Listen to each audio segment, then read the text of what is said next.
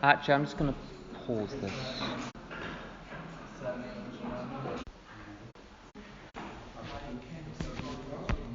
Hmm? Okay, good question. So, I'm going to start properly. My name's Tim and I'm an alcoholic and have all sorts of other problems on a regular basis. So we had a Tradition 3 question there about whether something is a group. With AA in in Great Britain, to be a group, you must register yourself with the central office. If it meets once a week on a regular basis, it's a group. If it doesn't, it's some temporary or ad hoc thing. It's still AA, but it's not a group. A group is a formal, registered, continuous body of people. I said I wasn't going to be linear, but I am going to do a little bit of linear stuff because I know that not everyone has experience with the traditions and we need the basics before we do the fancy woo-woo stuff. I don't know how you're going to translate woo-woo into Hebrew. So I've talked a lot about Tradition 1, but in my home group, those of us who've been there a long time, we know we need that group to stay alive, so we preserve its unity. And the former chair of London region north of Alcoholics Anonymous would say his primary job as the chair of the region, it will be true of the intergroup, is to preserve unity in the room. So if I'm chairing a group conscience meeting, I make sure that everyone who wants to participate can participate, that tensions are diffused, because I need to be using my Al-Anon side, if you like. There's a bad Al-Anon side of me that wants to control everything, but the Al-Anon side of me that can see a tension in the room at 100 paces, that can get turned into an asset in a chairing position because you can see the bonfire before anyone else can. And there's a way of cooling things down, bringing things back to the principles. We talked about Tradition 2. One little point about Tradition 2, so this is God speaking through the group conscience as a single spiritual entity. Another point about Tradition 2 is that we have a WhatsApp group in my group, but it's not for any group business. It's simply if there is a vacancy for service that week, we advertise it, someone volunteers. With the growth of, in particular, WhatsApp, but other programs too, I've seen the most horrible problems that sponsees of mine have had in groups, where people start to discuss things which are actually group matters on some form of electronic communication, where you can't see the eyes of the person that you're saying it to.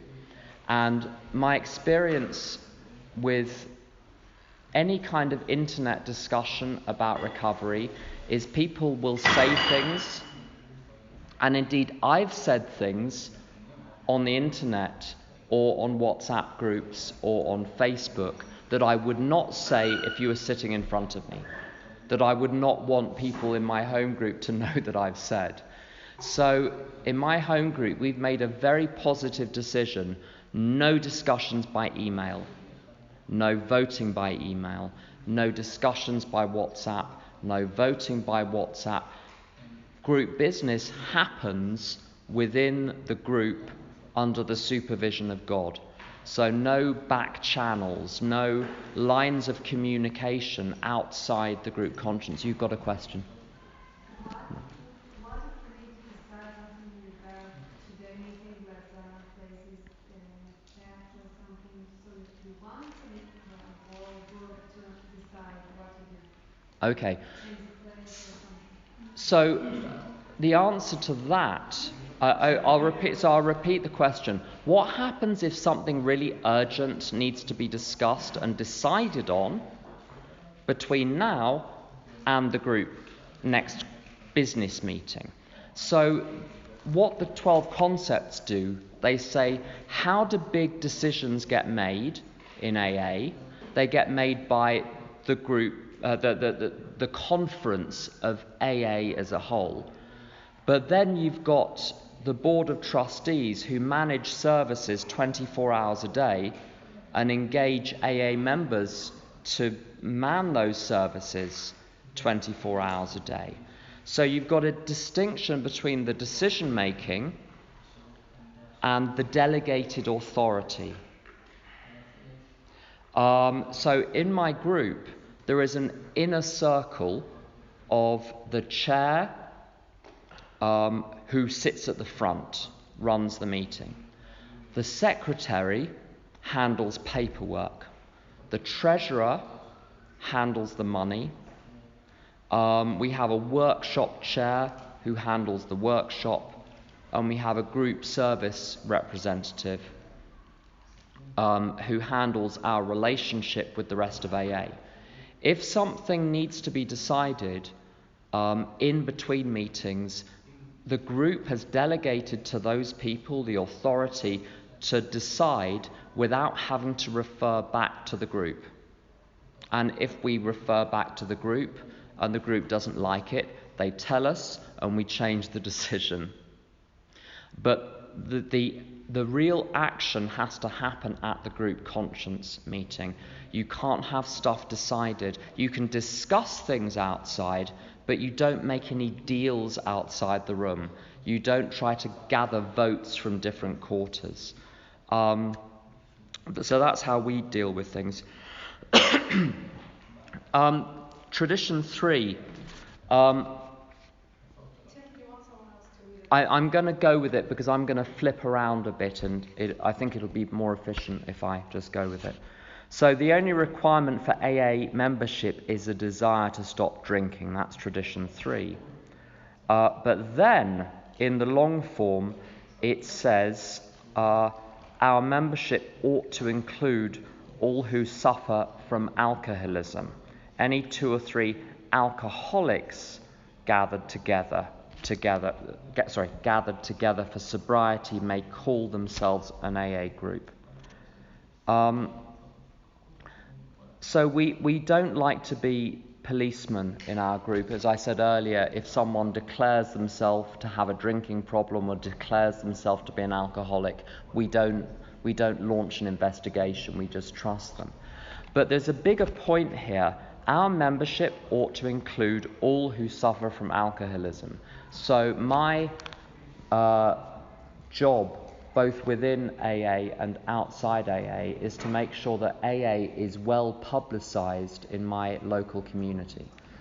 So intergroup, which is the next level down, the way we consider AA is to be an upside down triangle with the biggest part of the triangle at the top, which is the groups, and below that the intergroup, below that the region, below that the conference, and below that the general service board. So the next layer down, the intergroup and the region, they do public information work. There is even national public information work. So we have meetings, open AA meetings held at the Parliament, where lots of members of Parliament hear about AA firsthand from AA members. But my group draws a line of about 1 mile around on Google Maps around. I don't endorse Google Maps, Tradition 6, but we do use it. We draw a line of 1 mile around the meeting, around the group, and we say, who can we tell within that mile about AA? So schools, doctors' surgeries, police stations, universities, community centres. There are hundreds of different organisations you could contact. We have a team of people that do that on a regular basis. And also, someone said, I wish I could tell my story anonymously, like with a nickname on the internet or a newspaper, so that people know about Al-Anon, especially rabbis and therapists. Is this in accordance with the traditions? I'm going to cover more about anonymity, but tradition 3 gives you the duty to do this. It gives me the duty to do everything to make sure that no one dies of alcoholism where I live without AA having been presented to them by professionals. If the professionals present it and they're not interested, we can't do anything about that, but at least the message has been carried to them. I'll mention the anonymity question later. Tradition 4 says that each group is autonomous except in matters affecting other groups or AA as a whole. I'm going to be speaking at the group in Plymouth where they require the men to wear long trousers, and if you speak you have to wear a shirt and a tie at the same time. I've spoken there like 5 times before, and I dressed like I did today, and I was doing that on one level just to show them that we do it differently where I come from. I've decided when I go and speak at their group, if they want me to wear a tie, I'll wear a tie out of respect to their group conscience. I'm not going to suggest that at my home group, but I'm going to let them be different. There are lots of arguments in AA about atheist groups and agnostic groups, and they tried in some parts of the world to take the atheist groups off the listings of AA meetings, and the reason was, well, it's not AA anymore. If you don't have God expressing himself through the group conscience, are you even an AA group? The amount of disharmony this has caused is unbelievable. In London, we have maybe 3 atheist and agnostic groups. There is the option for any group to list itself as atheist or agnostic. And you need to know that most people in London, just outside AA, are atheist. Almost everyone coming into AA is atheist. A lot of people in AA have a higher power, but would be horrified if you suggested that their higher power might be God. You can't even have the conversation. So in most of AA in London anyway, people think of themselves as atheist, but very few groups call themselves atheist groups. There is no threat to having difference in AA. The threat comes when a group is different and the rest of AA reacts and says, you can't be part of us. So we've had no problems in AA in London with atheists or agnostics. If they want to hold their meetings, they can hold their meetings. We don't care what they say at them. They're not affecting AA as a whole in London, because anyone with the listing that says atheists can see that there are 900 other groups which are not. So no one is going to get a false impression of AA. If it was the one meeting in a town, you might have an issue. But with the range of meetings, incidentally, a friend of mine says that if you really want to hear people discussing God in AA, go to the atheist meetings. That's all they talk about.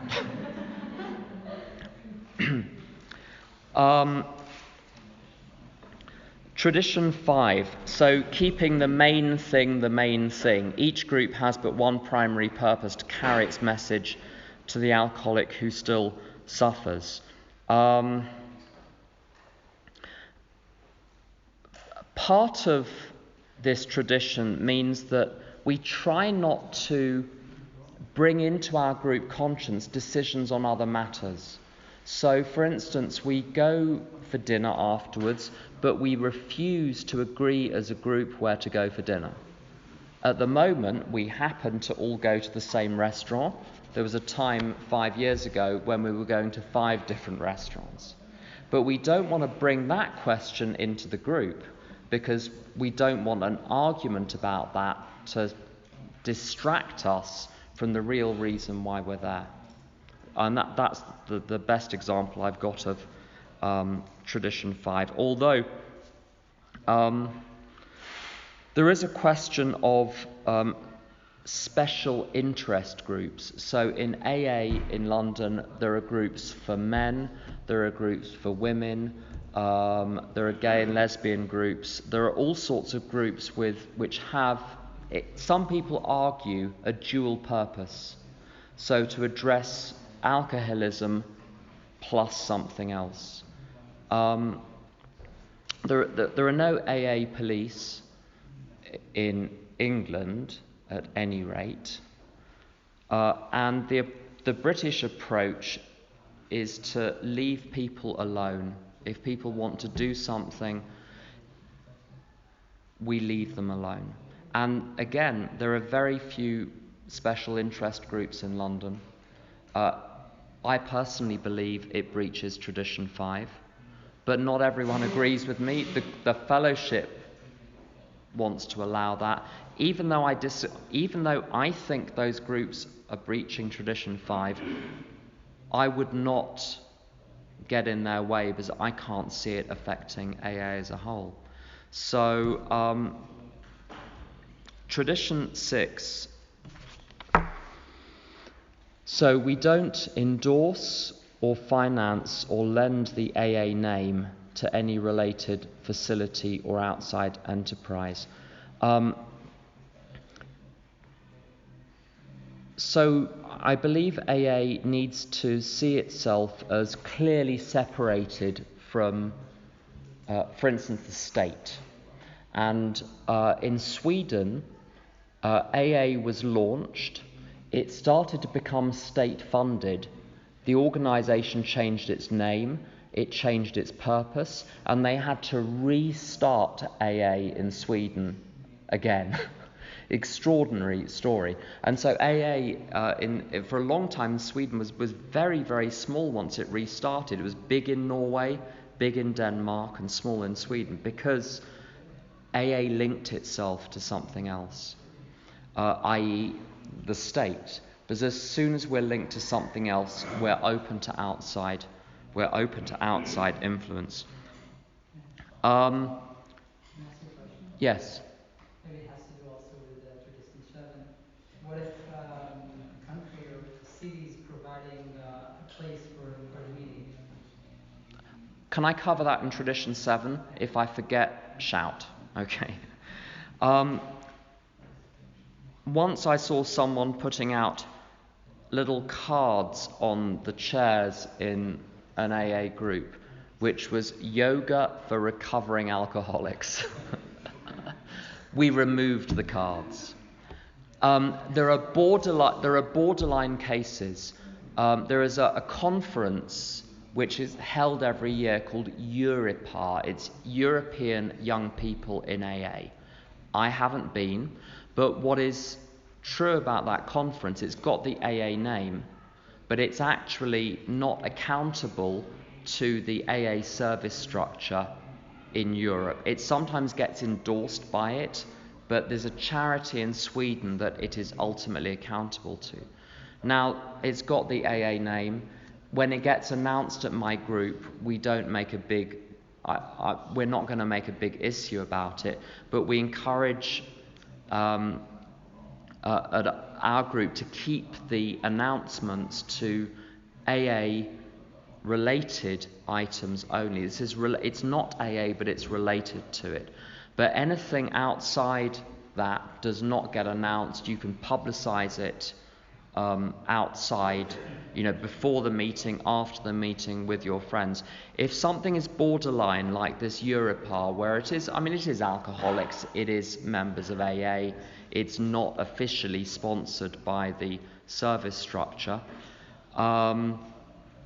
we'd rather be kind and tolerant with the borderline cases rather than being military with the borderline cases. Yoga for recovering alcoholics is not borderline. This is clearly way beyond the line. Tradition 7. It's really important, I believe, certainly in London, that all groups are financially self-supporting.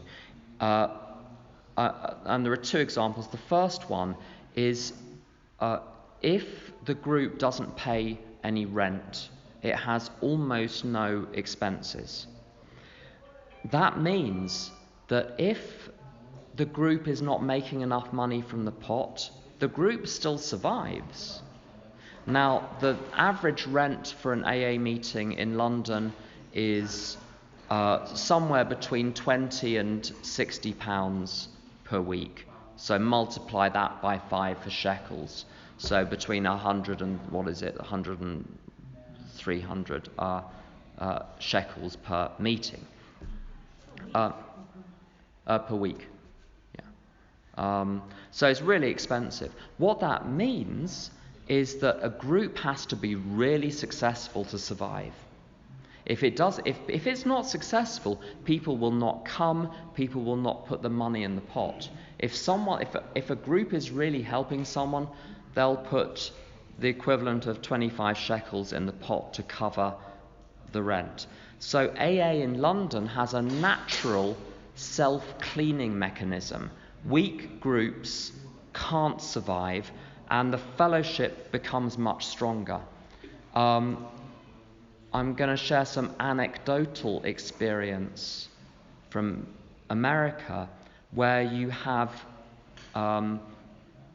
what are they called? Al-Anon clubs, which are not AA clubhouses. They're not AA buildings. They're this separate entity, but they accommodate maybe 30 meetings a week.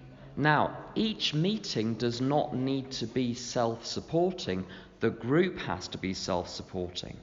And often, if there are 30 meetings a week, 5 will be great, 2 will be okay, and the rest will be a disaster. And someone comes into one of the disaster meetings and they think this is AA. And when I see multi-meeting groups in London, again, that same problem can happen. There are strong meetings, there are weak meetings within the same group. And you've got responsibility in one place and authority in another place. So the group conscience is held on one day, but the people doing the work are doing the work on another day. Not everyone at the group conscience was at the meeting. So, yeah. I'm an alcoholic. How come I found in Israel, well, my experience was that as a beginner, I was kind of introduced to the group. It wasn't like I ventured into the group, like, found it. It was like brought into the group and I knew it was a beginners meeting, and it was something special for. Also, I was at first woman in that group, so it was all very tailored to that experience. How come it seems to be that in England that people could just kind of come into the group and not necessarily have that beginners meeting? I was kind of wondering, was that the stronger problem of, it being a random meeting and it's not like, necessarily aligning with that person? I won't repeat the question, I'll incorporate the question into the answer, okay? So, because we have so many groups, an AA is really easy to find. So, all of the meetings are listed. There's on the internet, there's very little social stigma, honestly, about going to AA anymore. In London, who knows about other cities, but in London, so many people are in recovery, so many young people are in recovery. I'm almost 48 and I'm the oldest person in most of the meetings I go to in my part of London. It's kind of I live in the party central of London. So ideally, someone would phone the telephone office. The telephone office sends two alcoholics round to meet the person. They're given an introduction, and then they're brought into the group. That's ideal. That just doesn't happen anymore. So we need to be prepared for newcomers coming in who have zero experience of AA but want to be there. Does that partly answer the question? Maybe it's different for SA, probably different in London for SA as well. In London, I understand that SA is rather small and limited largely to certain social and ethnic groups. With people with the sex and love problems in London, there are lots and lots of SLA meetings, and that's where people come into that, or they come into recovery from sex and romance addiction via AA or via NA or via OA. So that's how people tend to find those fellowships in my experience. Oh yes, subsidization from public authorities. So lots of AA meetings in London are held in churches or church basements or community halls. I personally don't like AA meetings being held in religious venues because a lot of people in London are hostile to religion, and they believe that AA is religious because it's being held in a church. It's a perceived breach. It is a breach of Tradition 6 because it gives the perception that it's religious. Now, it may be an acceptable breach because it's better than the alternative, but it's still a breach. We can't pretend it's not. It literally creates the impression that AA is religious, especially when the name incorporates the name of the church. So the St. Daphne meeting of Alcoholics Anonymous, it should be named something else with the church venue in the small print. But that's particularly because of the feeling about religion in the UK. Tradition 8, yes. Oh, I didn't answer. I almost answered it 3 times and then I distracted myself. So, sometimes you get offered cheap venues by churches. Sometimes churches don't want to receive money. Community centres don't want to receive money. Hospitals where meetings are held don't want to receive money. What we say is, we need to put the money somewhere. If you won't accept the money, you give us a name of a charity to give it to, but we have to pay something for our own health. We encourage newcomers to buy their own big book. If they have no money, okay, we'll lend you the money, but you're then using the money that you've borrowed to buy it. Because this may be a British cultural thing, if you pay for it, you value it more than if it's for free. If it's for free, you can throw it away. And there's an important spiritual principle in that. What if people pay money and the money will go to the intergroup for the intergroup? What's the question, though? If in Tradition 7, Yeah. if when the rent is free.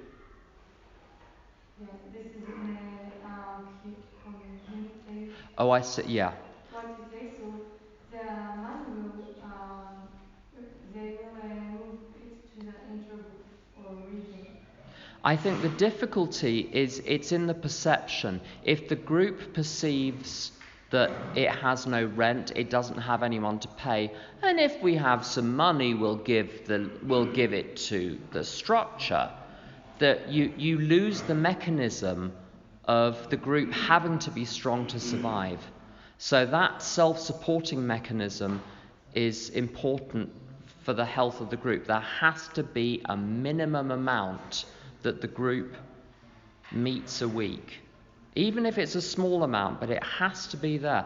Otherwise, there is nothing to stop an unhealthy group from persisting for a long time.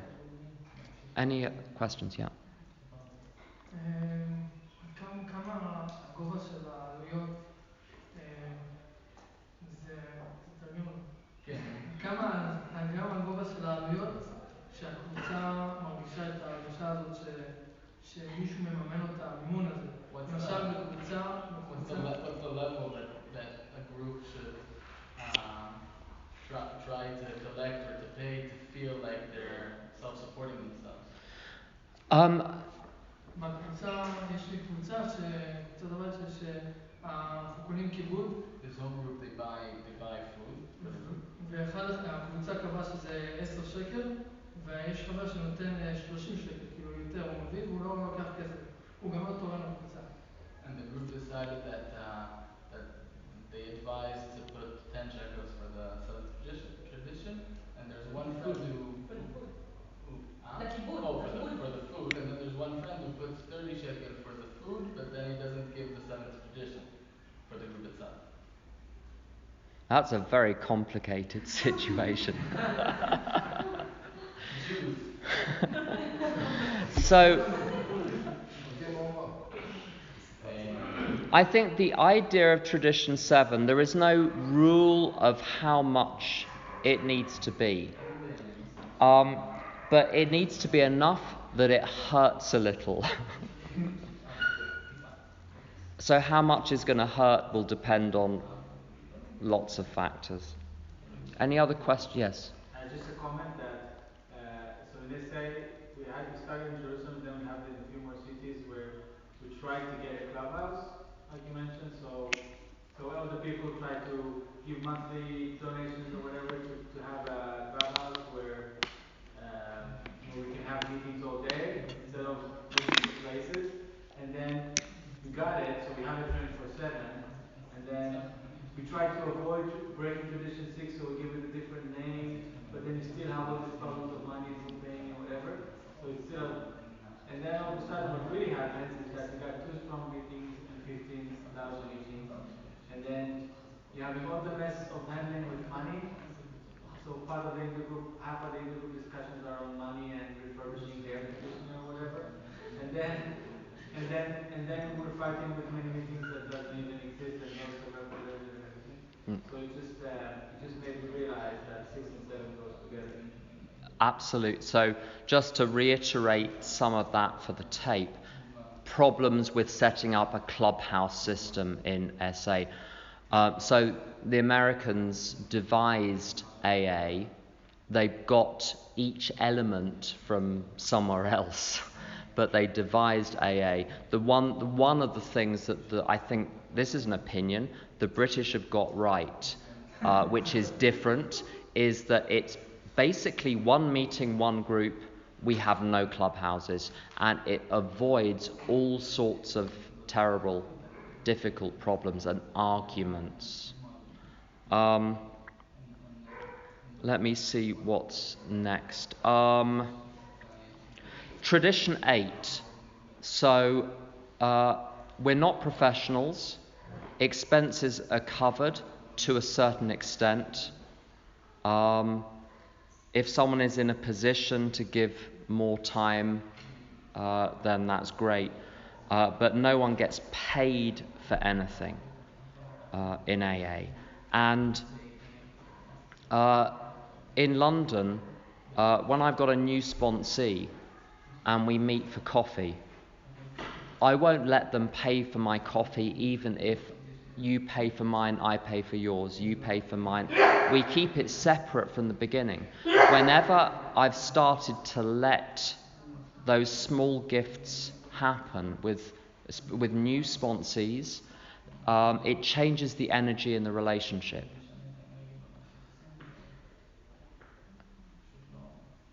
One thing that I witnessed once in an AA meeting was a gentleman sharing that AA was really great. He was doing the main share. He was sober many years. He said, AA is great. but it won't solve your low self-esteem problem. You will need therapy for that. And then in another part of the chair, he mentioned that he happened to be a therapist. I've had sponsees who've worked in the treatment industry, and amongst my sponsees, I've never had a sponsee who's worked in the treatment industry that hasn't come up against real problems of conflicts of interest, where they are asked to do something in a professional capacity which they believe goes against their principles in a recovery capacity for what is in the best interests of the person. I've got some friends in America, very good friends, who do work in the treatment industry and keep the two completely separate successfully, but it's a very difficult, people report to me it's a very difficult job. Give me an example of conflict? Of conflict of interest?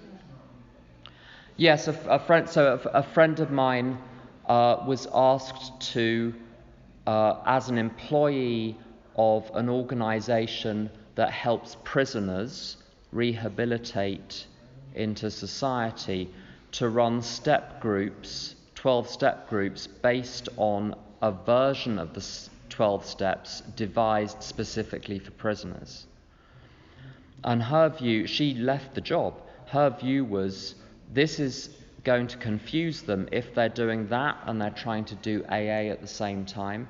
And she said that she was being effectively paid for 12-step work. There are lots of other aspects of this which I wouldn't mention publicly, and I don't want to go on a tape. We can have a talk about that afterwards. But I know of some research on this as well, which concerns me. Let's put it like that. So I like AA to be clean and separate from all of that. Also, if we're not professionals, we're allowed to get it wrong. And as a sponsor, that's immensely important. My only obligation towards my sponsees is not to fix them or cure them. It's simply to offer my experience, offer some direction. If it helps, great. If it doesn't, you can leave at any time. And Clancy, that wonderful American speaker,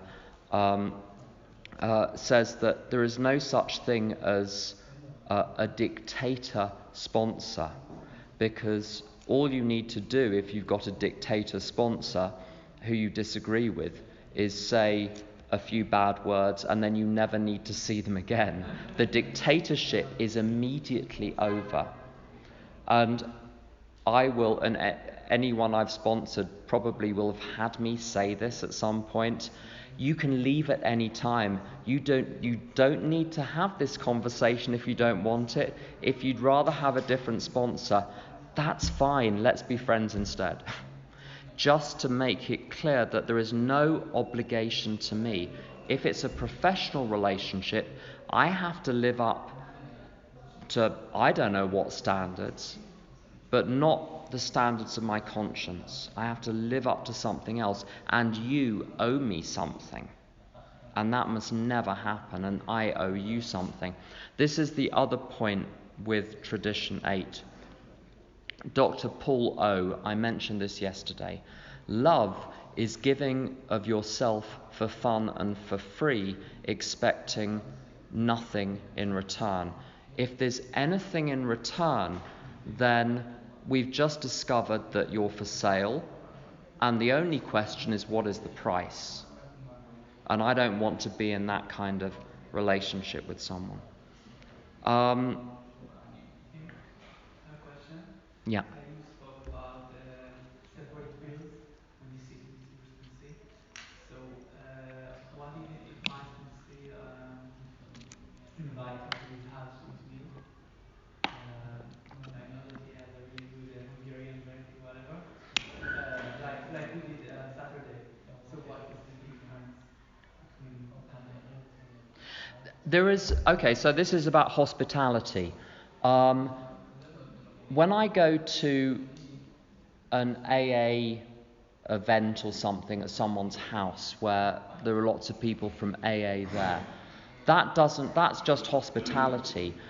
I'm hesitant to go to a sponsee's house for dinner one-to-one, but I can't accommodate people for dinner where I live at the moment. The place is just too small and it's just too awkward. But a friend of mine, Anthony, he'll be so pleased he's been mentioned. He always has his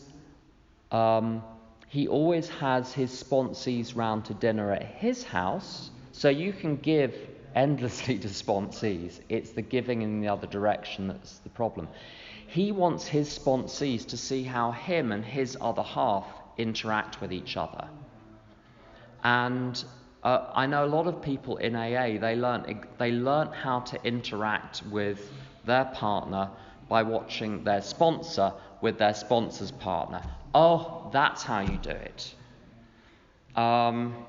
So there is, you bring the sponsee into your life. And when I was new in AA,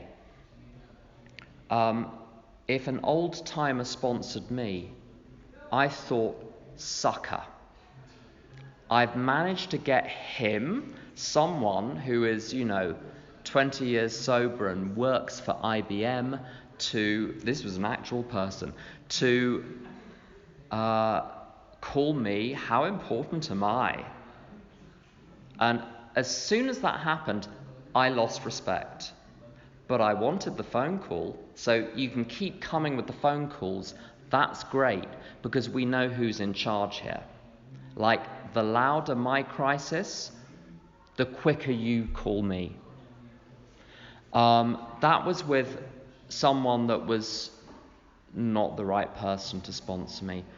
I had a couple of sponsors in my first year. There was my real sponsor, and then there was the sponsor that I would call my sponsor. I talked to both of them, but the deal was I would go to them. I would call them. If I left a message, they would call me back once, but then the responsibility was mine. It's not a contractual relationship. And you build recovery in the group and get people to come to the group. And you go out to grab people to bring them in. And this happens in phone calls with sponsees. The question is, if you want help, you hear what my experience is of this. I'm not going to keep you company in the pit that you've dug in the ground. So when and I would dig myself into a pit in the ground, and I would hold up my hand for help, and if someone put their hand down in the hole, I'd pull them so they'd be down in the hole with me. And I did this to my shame, I did this with therapists. So I got them to keep me company in my craziness. The crazier I became, the more sessions I would get, the more attention I would get. Not everyone does this. This is what I did. With sponsors, because it's not a professional relationship, they were just offering something and explaining something. They weren't there to convince me that something was true or persuade me to take any action. They offered the action. If I didn't take it, click. That was the end of the phone call. And then if I called up again, it's my hand coming up out of the pit. They would put their hand down again and say, do you want me to pull you out, or do you want to pull me in? If you want me to pull you out, I will pull. And what I learned is if I wanted a sponsor's attention, a good sponsor's attention, I had to go onto their territory, join them in what they were doing in their recovery. They weren't going to join me in my misery. And my sponsor also talks about if someone is seasick on a boat and they're being sick over the side of the boat, sympathy is standing next to them and being sick at the same time. Empathy is saying, that happened to me too. Take this pill, it'll stop the seasickness. And with sponsorship, because it's such a clean relationship, there's no benefit to me staying in a relationship with a sponsee that is not helping them, then I can leave at any time as a sponsor. If I were being paid to do this, it doesn't pay me. It wouldn't do me any good if they got well. So this is why this has to be absolutely clean. And one other thing on sponsorship is that I think this is so important. Just excuse me for a moment. So I've been sponsored by all sorts of different people. The sponsor I have now is a big, loud Texan, completely different than me. I've had him for 10 years. But I've discussed difficulties with my own sponsees with half a dozen different sponsors over 26 years. And each of those sponsors was completely different. But they all said the same phrase about sponsorship. Business is business. You're there to do a job. Don't pollute the job with other things, with emotional attachment, emotional involvement. It's got to be kept clean so that I can tell the truth to you and risk losing your love or friendship or anything else. Because there have been times when my sponsor had to tell me something that would turn my life upside down. For instance, I'll give you the example or it won't make any sense.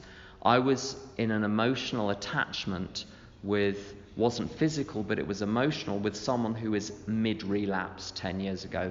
My sponsor said, you need to cut off contact completely. Don't leave the back door open for the relationship to be resumed. This is the letter you're going to write. You send it to me and I'll post it. And the sky turned black. He had to risk me saying some very bad words and I never want to see you again. If he'd had any attachment to me, he couldn't have said that.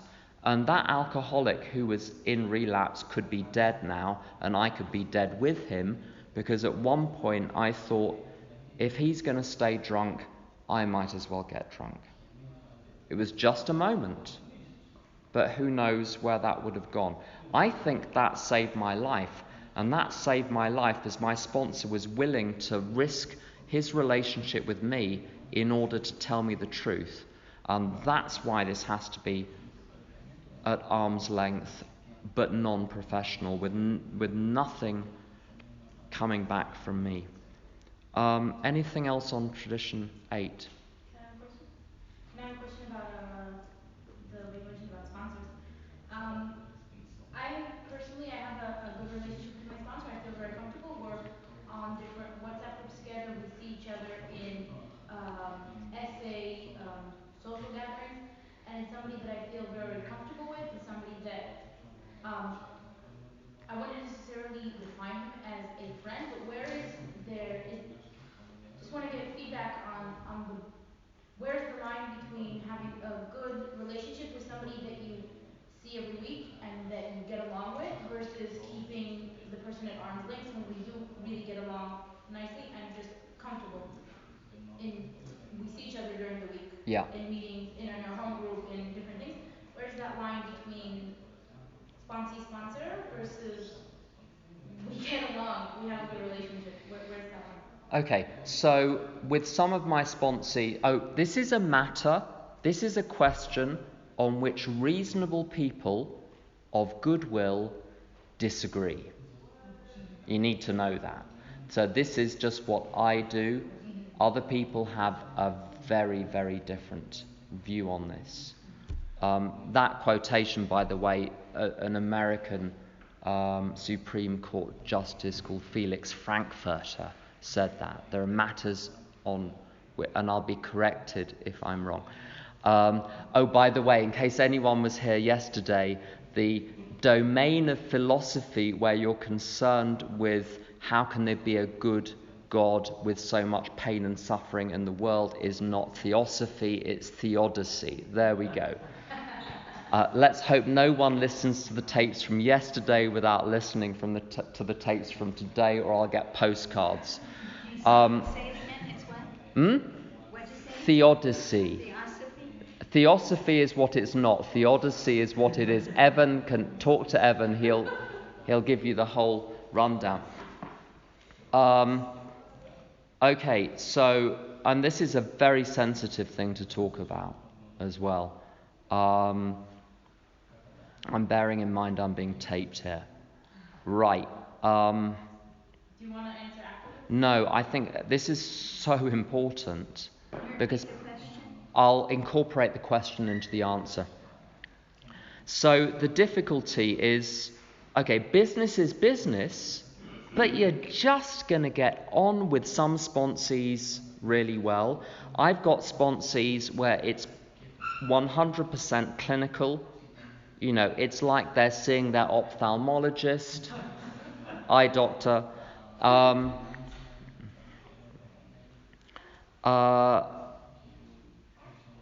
that's fine. If that's the dynamic someone wants, that's fine. My sponsor talks a lot about being polite, and I don't always manage it. I'm better than I was, and I'm now aware that I need to be more polite. I need to interrupt less. You're talking to Israelis. I know. Sometimes Sometimes I think I've been horribly rude, and it turns out I've just been Israeli for a day. Well, I've broken, you know, my code of how I behave as a British person. I'm thought of by the British as, my mother's French. I was brought up in England in a Parisian household, which is very confusing for everyone. If I had a French accent, if I had a Parisian accent in English, everyone would totally get it. He's not rude, he's French. But they hear my accent, they think there's just something really wrong with me. Because I'm so direct. Okay, so you're gonna become friends with some sponsees, but it's not friendship like any other friendship. There is an invisible line there that you mustn't cross as a sponsor, or you'll kill your sponsee, because it will stop you. You'll become frightened of losing that person as a friend, and it will stop you saying what you need to say. And there's a risk, and I've done that, the harm I've done in sponsorship is not saying things my spirit was telling me to send because I was too attached to the person. So I withheld my views. And they were all fine in the end, you know, it wasn't a disaster, but it creates problems. The other thing that happens if you get too friendly with your sponsees, and I've done this on a couple of occasions, is if they have some psychological blind spot, if they have some character defect which I share, and I'm a friend of theirs, I can become their ally in that. Can you give me an example? Yes, I've had sponsees who've had very, very difficult relationships with their parents, and I forget, because I get on with, you know, some of them so well, I forget to take off my sponsor's hat of skepticism. I'm being told a story about the situation, but I wasn't there. I don't know. But because I'm too close to them, my normal skepticism, I press the pause button on. So I automatically take their side too much rather than remaining neutral. Whereas if it was someone that I didn't get on with, or I got on with them well enough, but they weren't good friends, I'd challenge straight away. What actually happened? What did she actually say? What did you do that might have prompted it? I forget to answer those questions if I'm too close. The other thing that happens, this is again a very sensitive thing to talk about, and it's happened a handful of times in 25 years, is the line is crossed and someone becomes a friend and a sponsee. Then you assert yourself as a sponsor when you need to, and the backlash is vicious. And I understand that. I don't blame them for it. I would react that way because this is now a friend saying this to me.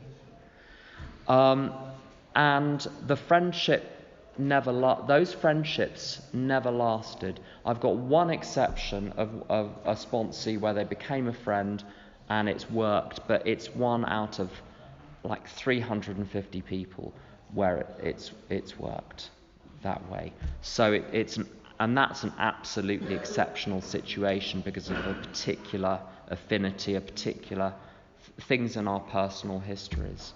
And someone who became a sponsee after they'd been in AA for a very long time. So I keep a distance, but it doesn't mean I can't be friendly.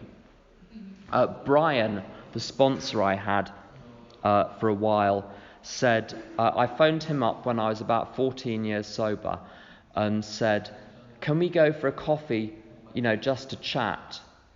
And he said, you know we're not friends, don't you? And it was chilling, but it put me back in my place and made me realize I had something more important than a friend, which was a sponsor. Which is, I gave someone the authority to override my best judgment. And there have been various points in my sobriety when I followed a sponsor's advice against my own best judgment, and it was the best thing I did. There's a story I can tell, but I can't do it on the tape. Actually, can you pause the...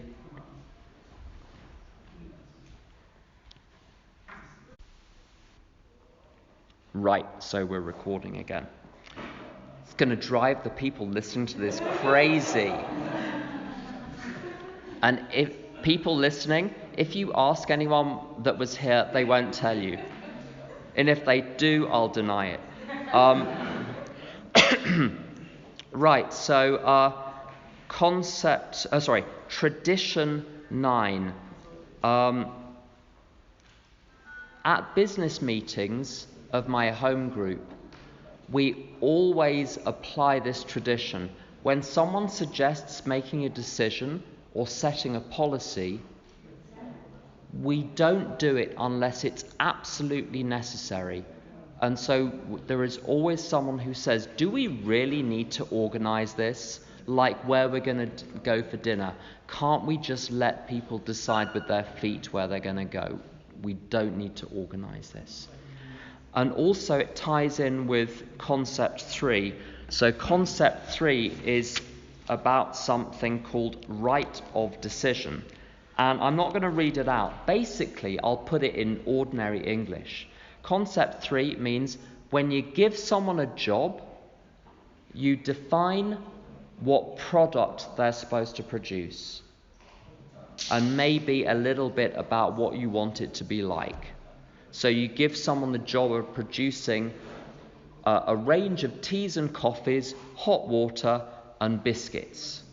How they do that is up to them. The group doesn't need to decide which shop you go to. The group doesn't need to decide which biscuits you buy, which tea you buy. Maybe, the tea person can ask around. But the group does not need to decide that. You leave them to do their jobs. When I talk more about the concepts, there is a boundary to that. There's a little exception. So what we do in our business meetings, people are constantly saying, let's just let the tea person decide that. We don't have to decide as a group what literature we're going to buy. Let the literature person decide that, report back to the group. If they make a mistake, we'll maybe issue a request for next time. but you let people get on with the jobs. You only organise what you need to organise. Tradition 10, no opinion on outside matters. So when I'm at my AA group, I can share my experience on with religious practice. I can share my experience with having been in therapy. I can share my experience with all sorts of things, but it must never come across that this is AA's view on this. Sometimes people in AA in London will say that they are, and this is supposed to be a joke, they're a recovering Catholic. So, that people perceive themselves as damaged by their Catholic upbringing, and they make a joke of it.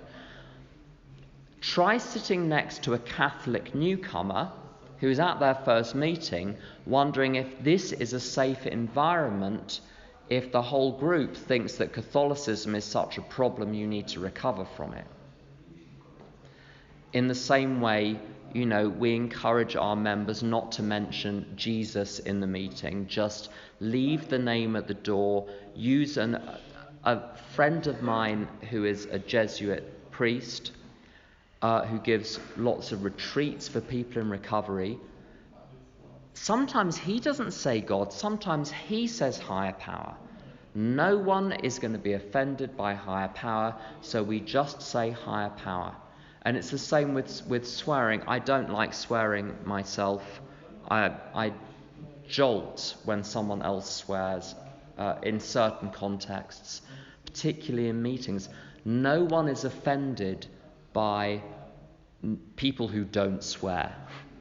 No, I've never met anyone. I don't know about. I know there are certain tensions about use of religious terminology in Israel, but no one is ever offended by the term higher power.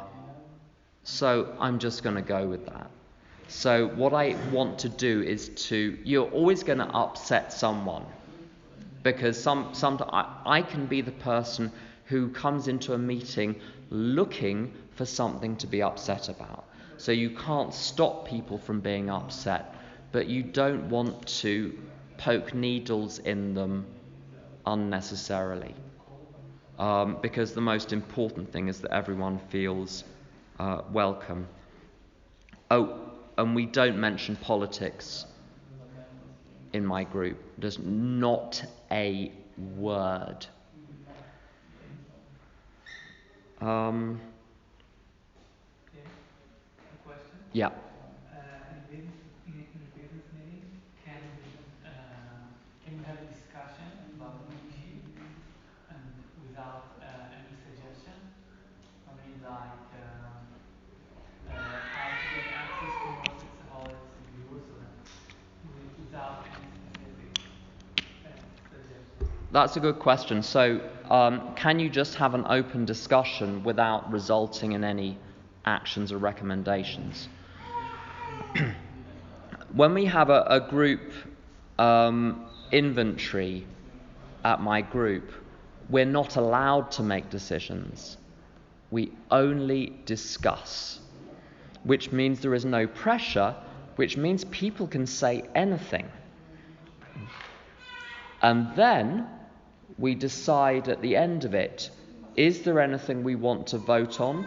If we want to vote, we have to vote in a month's time.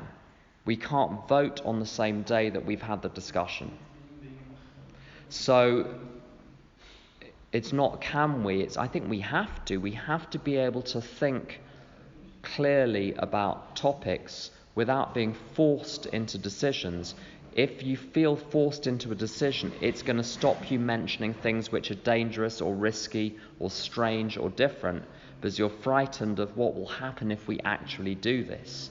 You can have an open discussion if you know that no decisions are going to be made. Does that make sense? Any other questions at this point? Okay.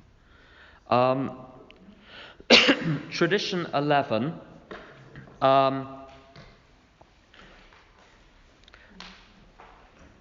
Anonymity in tradition 11 is about anonymity at the public level.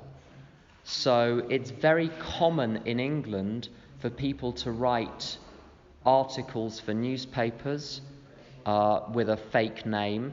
I've been on national radio in Great Britain for AA with a fake name. I mean, all my friends knew it was my voice. I have one of those voices that is instantly recognized, but there is no way of linking me formally to that. But what Dr. Bob talked about was maintaining anonymity at that level, but not being anonymous within AA. I think we need to be found. I think you've got a slightly different issue with SA potentially because the sensitivities, the stigma can be greater, the misunderstanding can be greater. It's socially acceptable to be a recovering alcoholic. There's still a lot of work to be done in society, it appears to me, around sex addiction and romance addiction and all sorts of other things which Western society actually applauds, seems to applaud at times. But what I say to sponsees is I'm very open in my life. So the people I work with know I'm in AA, my family know I'm in AA, my neighbours know I'm in AA, and lots of people have had first contact with AA because I was the person that someone knew. But I would always respect a sponsee that says, I can't tell my family yet, I'm not going to tell my colleagues yet, I'm not going to tell my neighbours, because I think there can be good reasons for that. I would always respect someone's decision in that area, but I only practice anonymity at the public level. Any other anonymity questions? So tradition 12 is about anonymity as well. And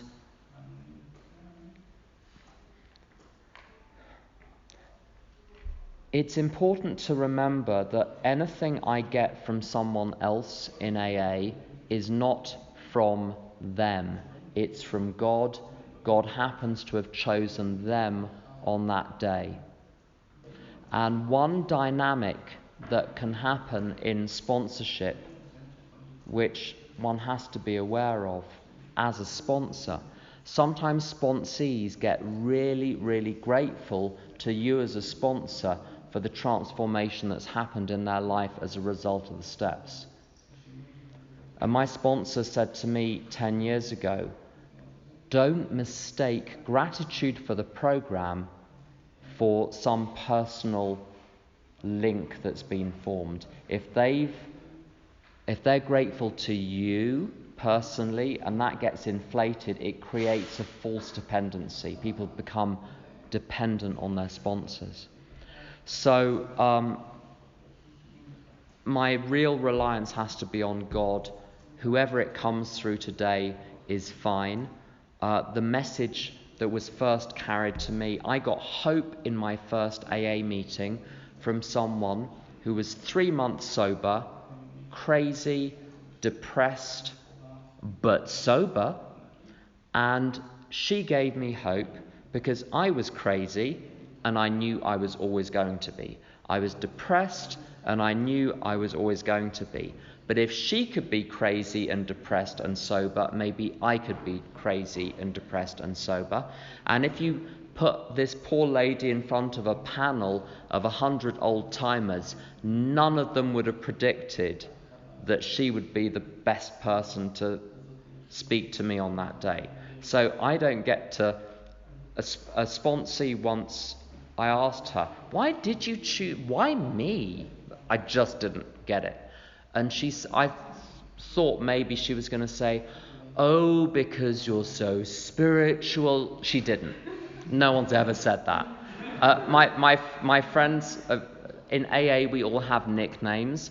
My friends joke, my nicknames are never ever going to be Spiritual Tim or Nice Tim. There is another Tim who's known as Nice Tim. That's how they know it's not me. There was another story I was going to tell. Nicknames. Oh, it's gone. It'll come back. What was I talking about before that? That was it. She chose me as a sponsor because I was wearing a hooded top with holes in it. And she said, if he can be seen in public wearing a hooded top with holes in and not care, he has what I want. I want to care less about what people think about me. She said so I don't have to spend 3 hours preparing before I leave the house. So you never know what aspect of you. It's not the good bits necessarily that I would add the holes were part of the design. She did not know this. She just thought there were holes in the top. So you never know what it's going to be that makes you the channel for God to work in people's lives. What I'm going to suggest is maybe 7 or 8 minutes more, a break, and then traditions in the home. Is that all right? Good. Okay. There isn't time to run through all the concepts without sacrificing how to work the traditions in the home, which I think is important, and the spiritual principles. In my group, there are several people who know their way around the concepts and the traditions very well and quote them a lot. And this is helpful because it means you get to know the principles in there. The ones I want to talk about are concept 3, right of decision.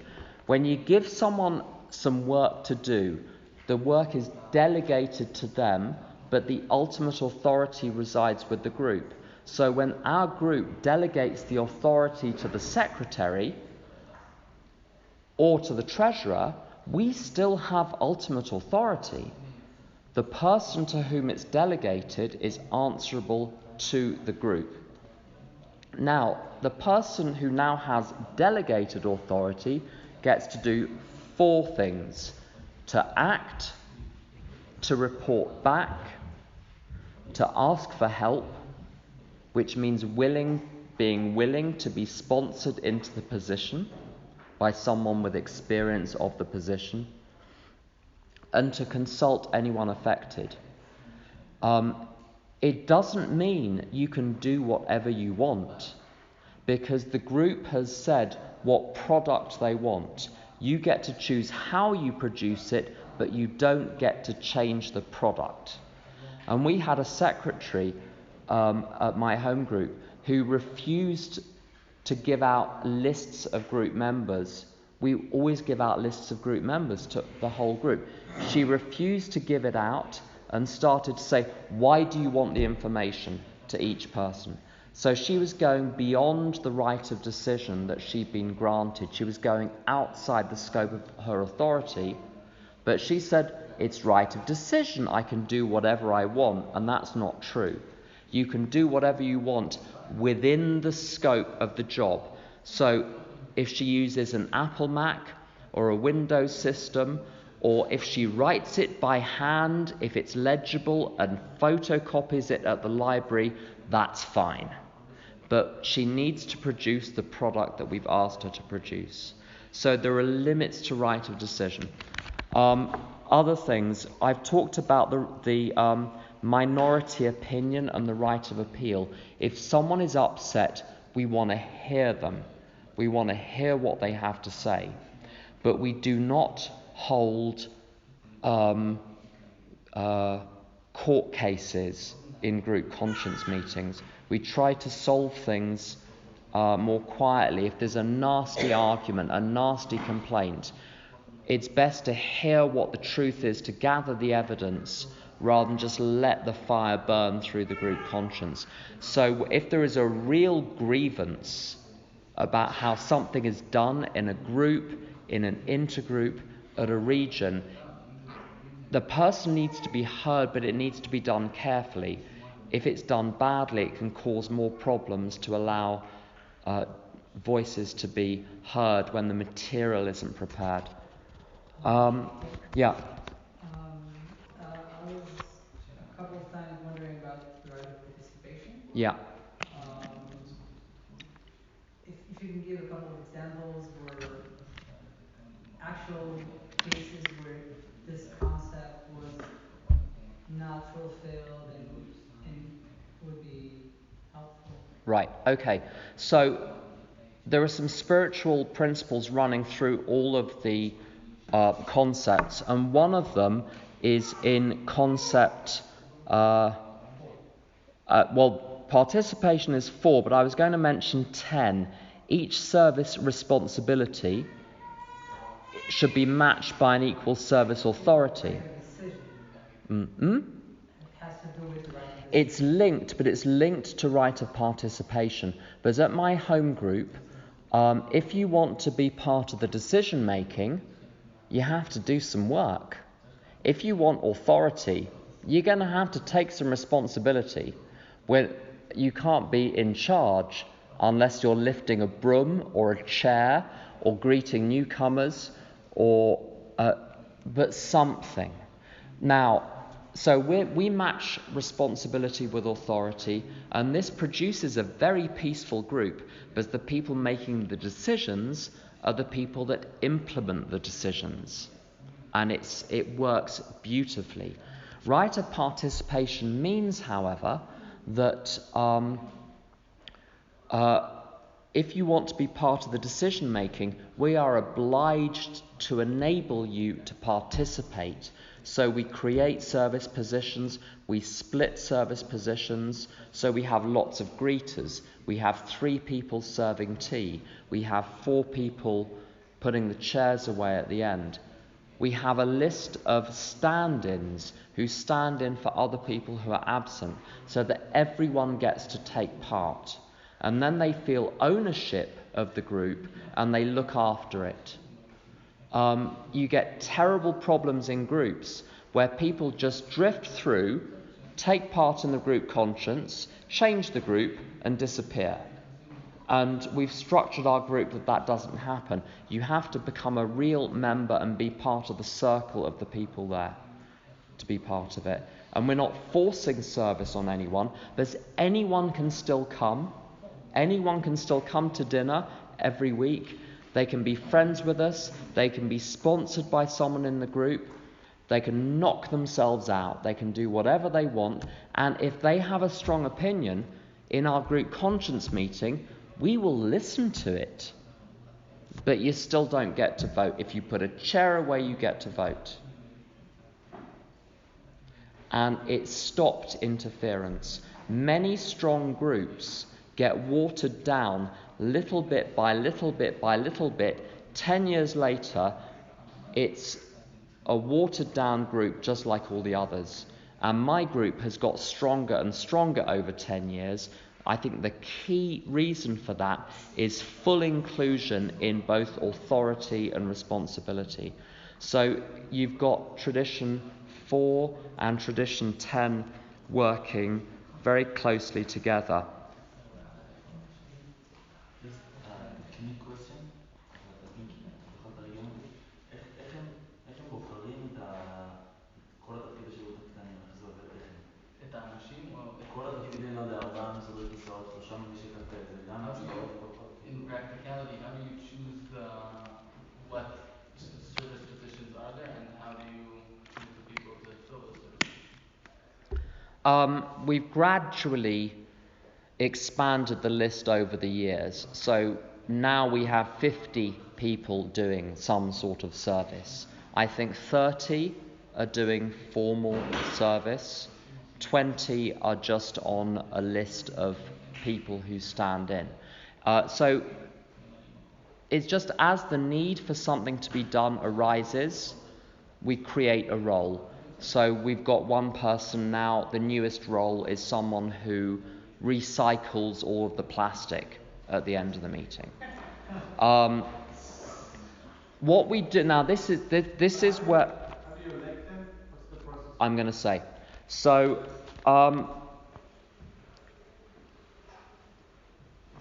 let me find the right quotation. Yeah, so this is concept 11. Composition, this is about the board. Composition, qualifications, induction procedures, and rights and duties will always be matters of serious concern. So what that means is you're careful about who you choose to do what, and you make sure they're taught how to do the work properly, and that everyone reports back on their role once a month. So you've closed the circle there. They act and they report back in concept 3. Choosing people, we've got 2 types of role. A role like greeting or doing tea.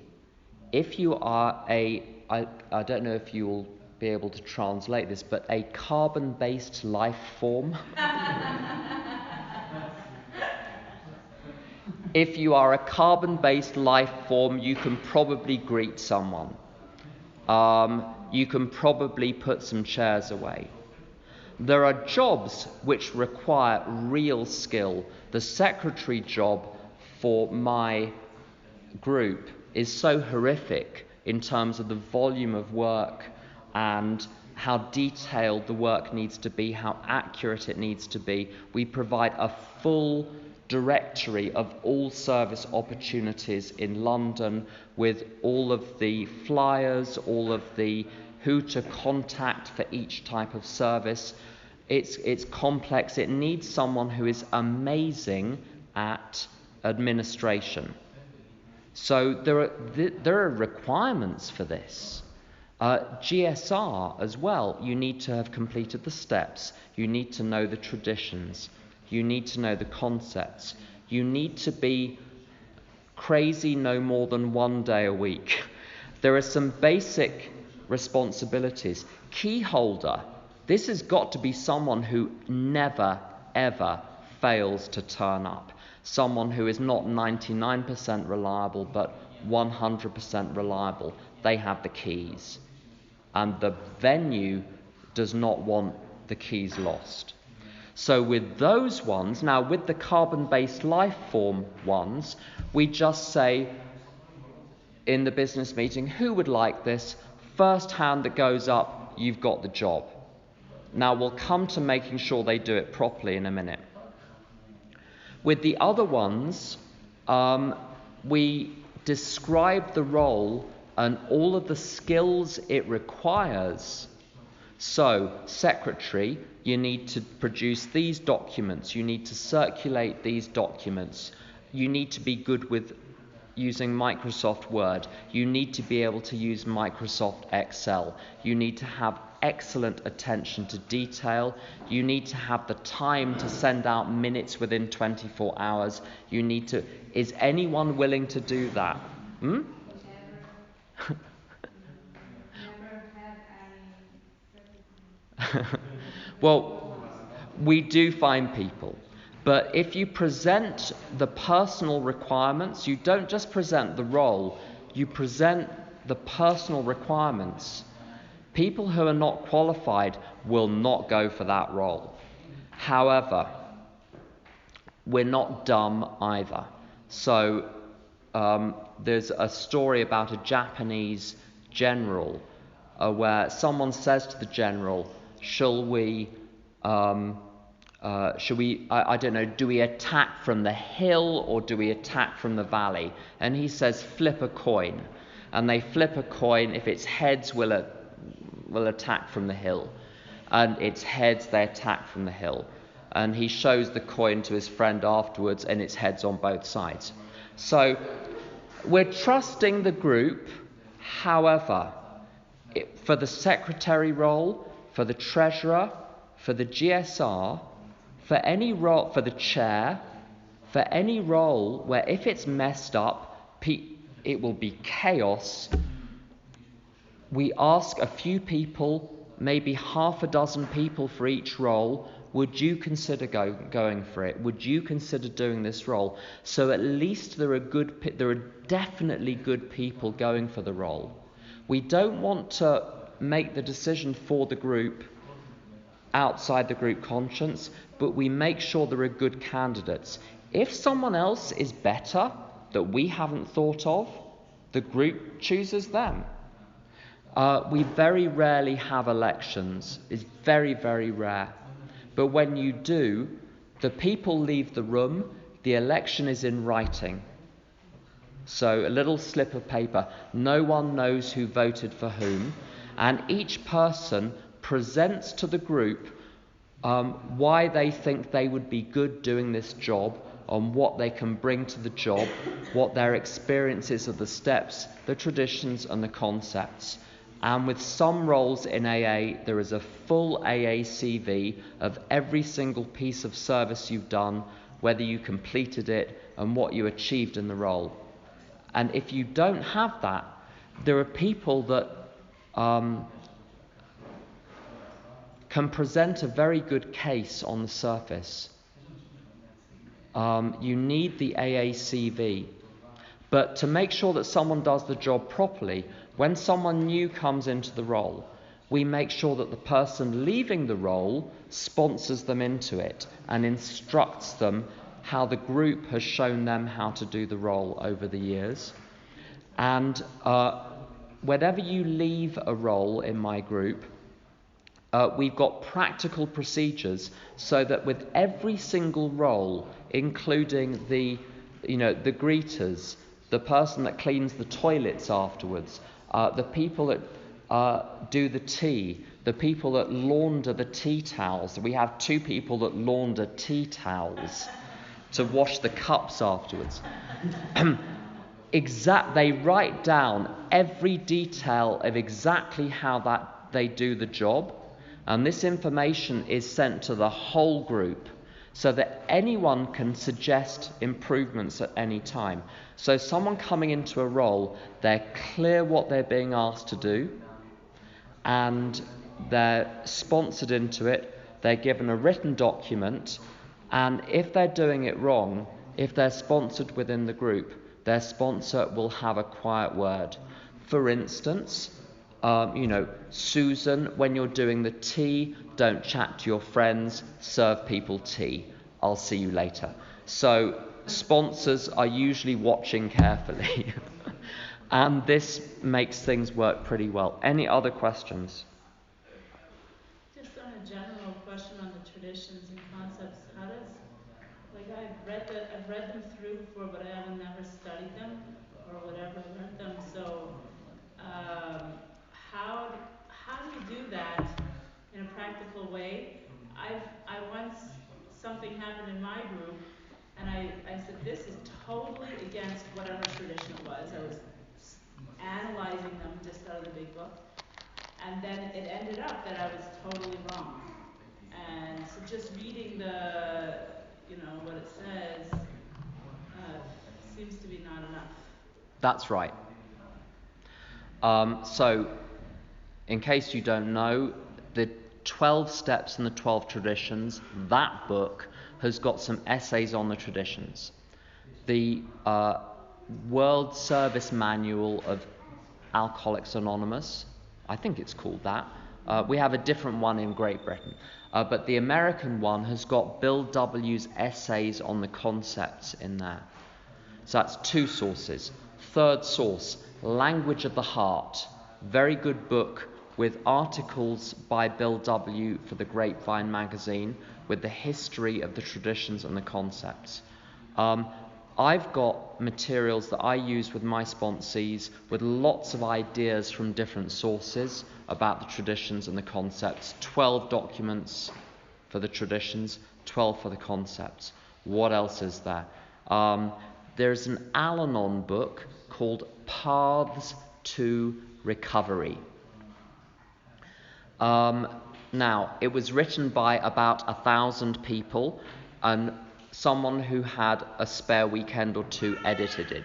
They've done a pretty good job, but it's not the most consistent book because it's not one author. But there are lots of ideas contained in the essays and questions on the traditions and the concepts in there. Now, the really hard thing, and I'm going to stop after this point, we're going to break and run in the playground, is how do you actually take this material and incorporate it into your life? You can formally work through those traditions and concepts worksheets. There are also some traditions and concepts worksheets written by someone called Dennis F. That's Dennis F., who was a founder, I believe, of a group called the Three Legacies Group in Los Angeles. And their website still has those documents. They still use those documents. I have copies too. They're chaotic and amazing at the same time. So that's the material. The way I have learned how to do them is whenever I have a problem in my group or in my relationship with other people, I say, which tradition would apply? And I just go through them one by one until I hear the sound of a bell ringing. And then I think maybe it's that. And I go through the concepts and do the same thing. And I do that on a regular basis. And there are various other speakers who have helped me, apart from the ones I've already mentioned. One is called Tom I. His full name is Tom Ivester. He's still alive. He's over 60 years sober. I don't think he's very well now. I don't think he's speaking anymore. But there are lots of tapes you can get of his. There are various other people who speak about the traditions and concepts. Mary Pearl T. in Al-Anon, I think, first pioneered the use of traditions in relationships. But in German, they use lots of English, which isn't really English. So mobile phone in German is handy. I don't know why it's handy. It's an English word. It doesn't mean mobile phone in British English.